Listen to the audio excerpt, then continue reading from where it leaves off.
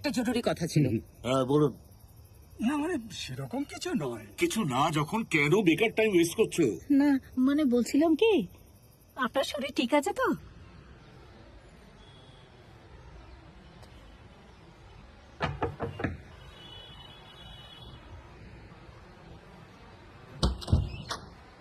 কাকে চাই? হ্যাঁ, মিস্টার জোন্স। বাবু বাড়ি নেই, পরে আসুন। ওই পুরনো লাইব্রেরি রুমটাকে যদি মানে একটুখানি এই পুরোনো মানে- লাইব্রেরিটা কি? বাবু বাড়ি নেই। রাত 9টা বাজে। ডাক্তার আমাকে তাড়াতাড়ি শুয়ে পড়তে বলেছে। তাহলে তাহলে আমরা চলি। Good night. Good night, good night.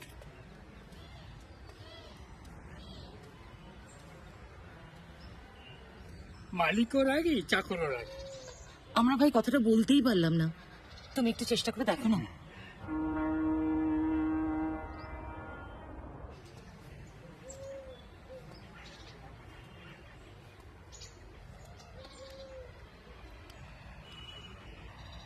হ্যাঁ, এই, এখানে এখানে কি চাই? যাও যাও এখান থেকে, যাও যাও যাও যাও যাও যাও যাও। চত্ব সব।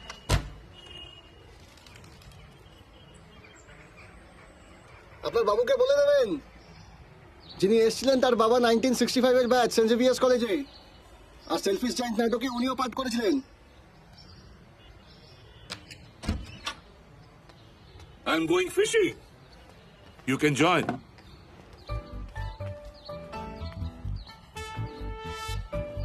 তোমার ও আবার কোন সাবজেক্ট ছিল? ইংলিশ, ইংলিশে অনার্স। আর 65 এর নাটকে উনি কোন চরিত্রে অভিনয় করেছিলেন?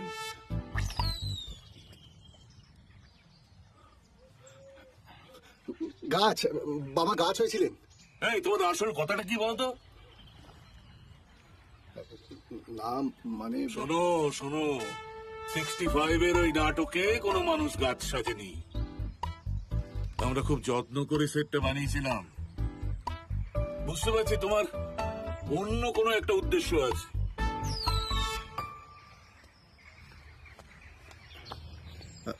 আসলে স্যার, আমি বাচ্চাদের গল্প শোনানোর জন্য একটা ক্যাফে খুলতে চাই। জায়গা আমার দেখা আছে স্যার, শুধু যিনি মালিক তিনি যদি রাজি হয়ে যান তাহলে তো বিষয়টা মিটেই যায়।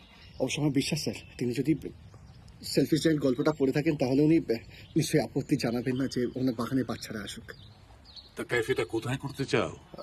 আপনার বৃদ্ধাশ্রমের একতলায় স্যার, ওই পুরনো লাইব্রেরিতে। Do it, do it, do it. তবে বাগানের কোনটাতে আমার স্ত্রী আর আমার মেয়ের দুটো কবর আছে। আমি চাই এই ক্যাফেটা হয়ে যাওয়ার পর ওরা যেন অন্তত দুটো করে ফুল রোজ পায়। Promise sir. এখন যাও। মাছেরা মানুষের আওয়াজ শুনলে ভয় পায়, দূরে চলে যায়। দেখছো না, একটাও মাছ ওঠেনি। স্যার আপনি এটাও জানেন যে মাছ কিসে ভয় পায়, তাহলে মাছ ধরেন কেন? আমি মাছ ধরি না, মাছ ছিপে উঠলে ছেড়ে দিই তখনই। আসলে একটা মানুষ বহুকাল একা একা থাকলে এরকম কত কি যে করে। Happy fishing sir.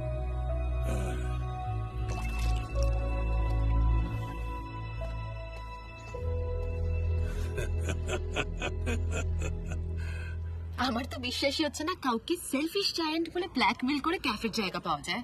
সত্যি গল্প দেওয়াটা না তোমার ইনবর্ন ট্যালেন্ট।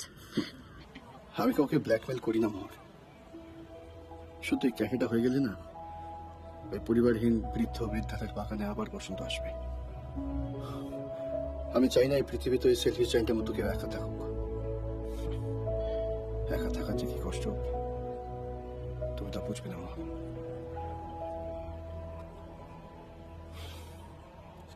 জানো আমার না গত কয়েকদিন ধরে মনে হচ্ছে তিতলির কিছু একটা নিয়ে খুব মন খারাপ, কোনো কিছু নিয়ে খুব কষ্টে আছে।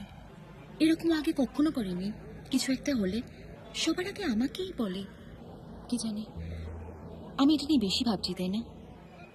পরিসাহেবকে নিয়ে তুমি কিছু ভেবো না মোহর, ও খুব স্ট্রং মেয়ে। দেখো, বাচ্চারা এমন কিছু কাজ করে দেয়, সে কাজটা করার কথা আমরা ভেবেই উঠতে পারি না।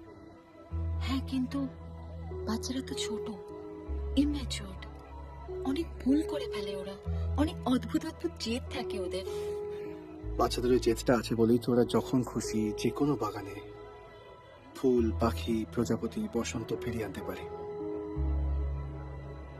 কালকে তুমি কলকাতা ছেড়ে চলে যাবে, আবার কিছুদিনের মধ্যে আবুলিশকে আমার মঠকে যেতে দিতে হবে।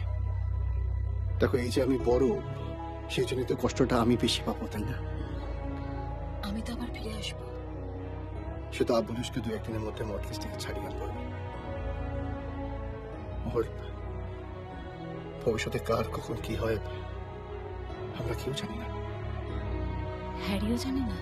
কেউ জানে না। Not even Harry.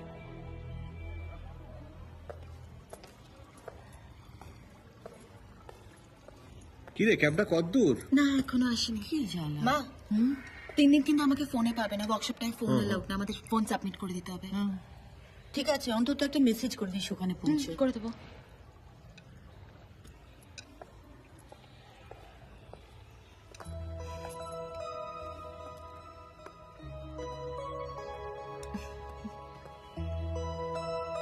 টাটা, ভালো থাকিস।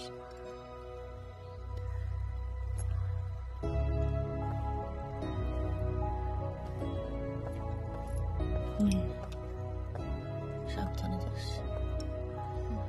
আসছি মা। এসো না, দুঃখা দুঃখা।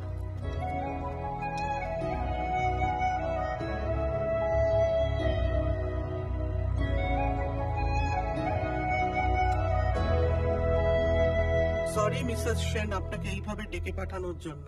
না ঠিক আছে। আসলে কদিন ধরে তিতলিকে নিয়ে ওর ক্লাস টিচার সহ আমরা সবাই খুব চিন্তিত, আর সেই জন্যই সেদিনকে অসুস্থ হয়ে যাওয়ার পর আমরা ওকে অবজারভেশনে রেখেছিলাম। বাই দ্য ওয়ে, উনি আমাদের স্কুলের সাইকোলজিস্ট ডক্টর নয়নিতা দে। আমি আপনাকে পুরো ব্যাপারটা বুঝিয়ে বলছি। তিতলি মানসিকভাবে একটা আনস্টেবল কন্ডিশনে রয়েছে, যে কারণে বারবার অ্যাংজাইটি অ্যাটাক হচ্ছে, ইমোশনাল ব্রেকডাউন হচ্ছে, শারীরিকভাবে অসুস্থ হয়ে পড়ছে। আমার ধারণা তিতলি কোনো রকম ভাবে পোস্ট ট্রমাটিক ডিসঅর্ডার বা ডিপ্রেশনে ভুগছে।